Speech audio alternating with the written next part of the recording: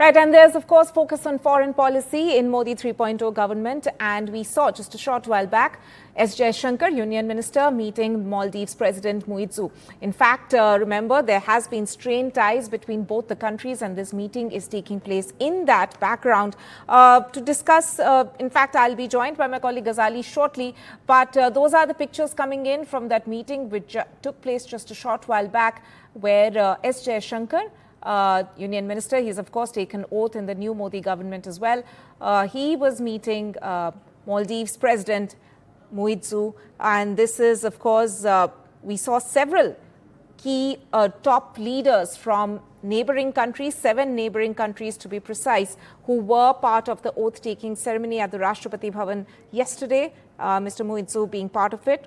And this is, of course, clearly a signal that both countries are, in a way, looking forward to improving ties. Let me go across to my colleague Ghazali, who's been tracking this meeting.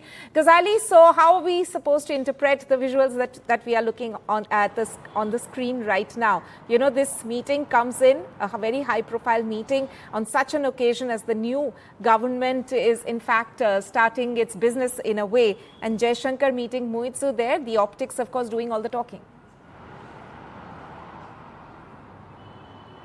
See, this is a very important part of the government, the foreign policy, or say the external affairs ministry, because the Prime Minister has been talking about being Vishwaguru. He has been talking about Vasudev, that the world is one family. And amid all this, the government is also trying to send out a message that we have very good relations with our neighbors. Despite the condition being otherwise, we have a competition from China. Pakistan continues to send and foment terror in India. And then we have a very hot and cold relations with Afghanistan as well. So besides these 3 head of the states, we had invited almost 7 head of the states who attended the swearing ceremony, mostly those who were located near the Indian Ocean. So you have Mr. Muizzu, also President of Maldives, who was elected last year as president on an India out campaign, or say an anti-India campaign, which led to these India-Maldives relations taking a dip. But last month his foreign minister came and met External Affairs Minister Mr. Jaishankar, and back then a joint statement was issued saying that both the countries will work together to cement more strategic partnership. So this is, in a way, also India is trying to send a message to its competitors in the subcontinent like China or even to Pakistan, that you have good relations among your neighbors. So these India also follows the neighborhood first policy.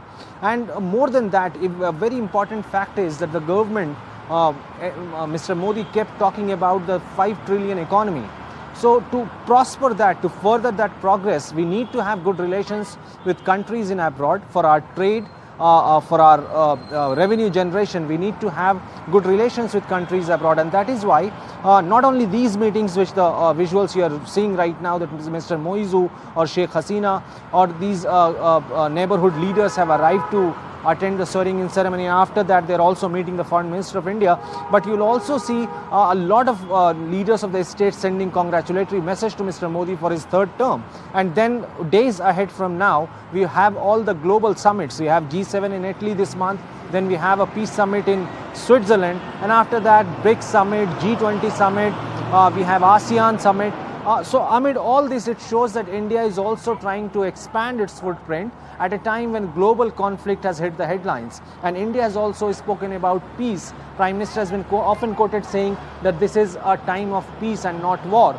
Right. So, and while US has been trying to mediate between Russia and Ukraine and in the Middle East and has failed miserably over that.